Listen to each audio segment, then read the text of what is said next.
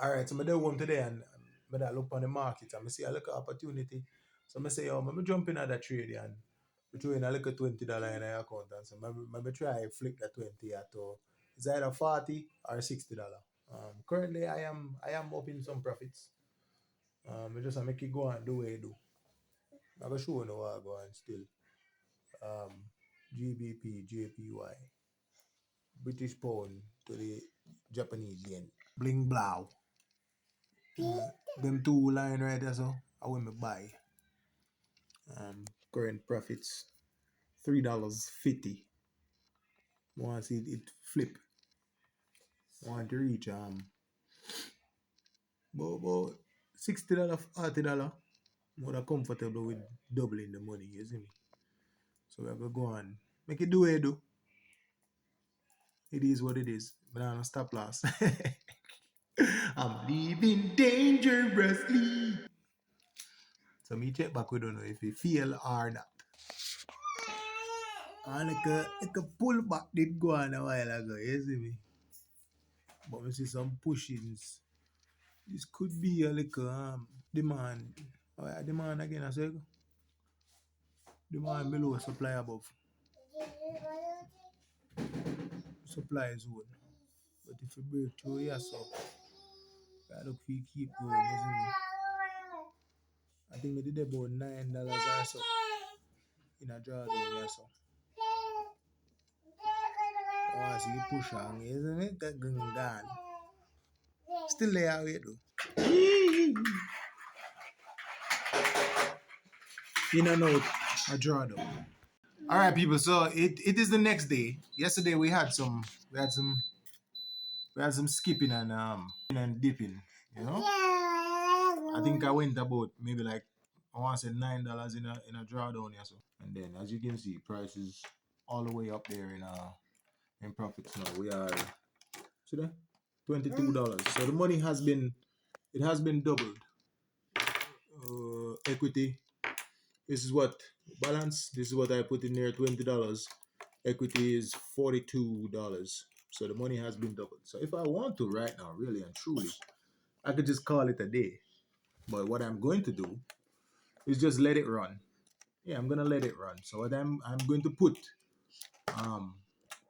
this at break even. I'm gonna put my stop loss at break even. Currently there is no stop loss. Yeah, I'm gonna save a trade, but you know, I was willing to lose that $20.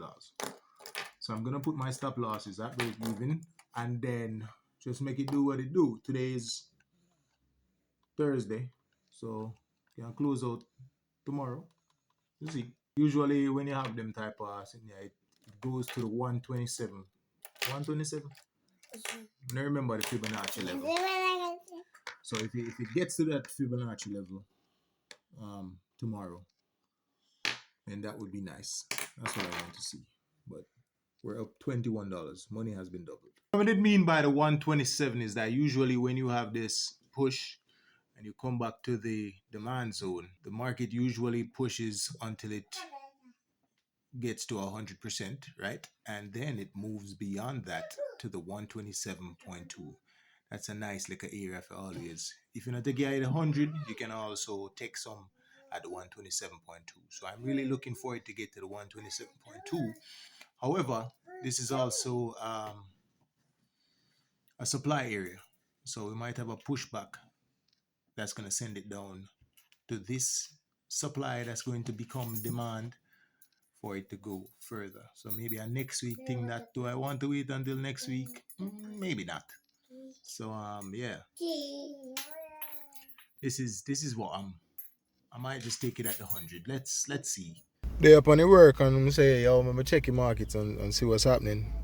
As me did, me gonna know, you know, it's 100% now. So honestly, if I want to, I could close it. Let me see how much profits. What I say? I'm buying at $20. I'm putting there. See that we're at $47, you know. I'm telling some, I double it already. So I just really wanted to like, yeah, I double the 20. So it's at 40, and I would like for it to go to 60, right? So let's see if we can achieve that before the weekend. So me take profit right there. So I'm gonna end up putting the take profit.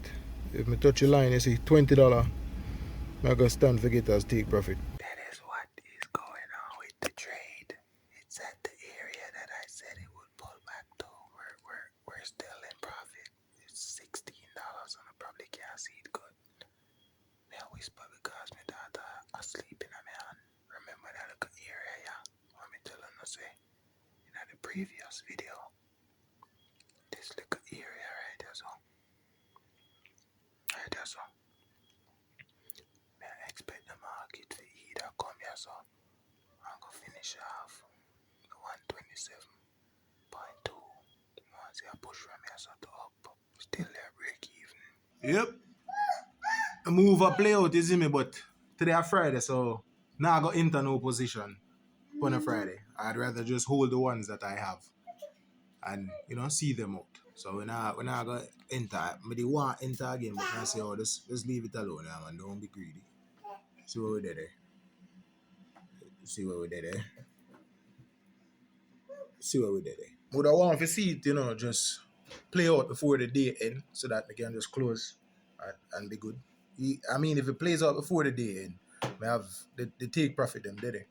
So it go it just hit take profit and trade I go close out on them thing there. If not, maybe next week before the take profit gets slapped. But like I say now. So may I update them on the trade over the data. We got the W there. We got the W. May I talk low because my daughter asleep right over there, so I don't want she wake up. But let me show you what I go on.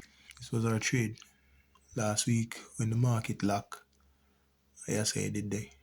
It opened Sunday at a Mother's Day. Boom, take profit. Let me show you what I go on the other. And look, no position now. And then see we balance $60.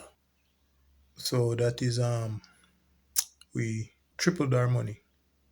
Put in 20 and we have 60 now. Let me show you the trading view chart. GBP, JPY. Remember me I showing you this in a clips before and I telling you say market goes so boom boom. Alright, and we enter over here so before we trade. Over here so we enter. And I telling you say the 127.2 is usually a good place to take the rest of your profits if you not take it at 100%.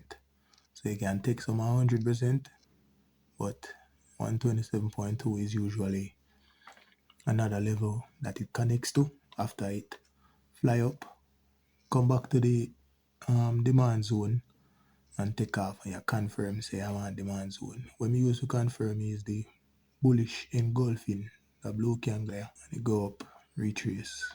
I do a whole heap of dance in here so I stress we out. Could have come out there so fully for the $40, but when say no, I hold it because I believe in the fact say it I go hit the 127.2 and it did. I remember me telling you say it would have come up and it's either I touch this and then retrace. If we go finish off, but it break above the level, retest it, sellers them dead out, buyers them jump in again from the level here as a one important level, right up to the take profit. If me did want, I could have take another position here, so what? I never want to be greedy. So this did I represent me taking another position, but I never take another position. And see the take profit hit, man.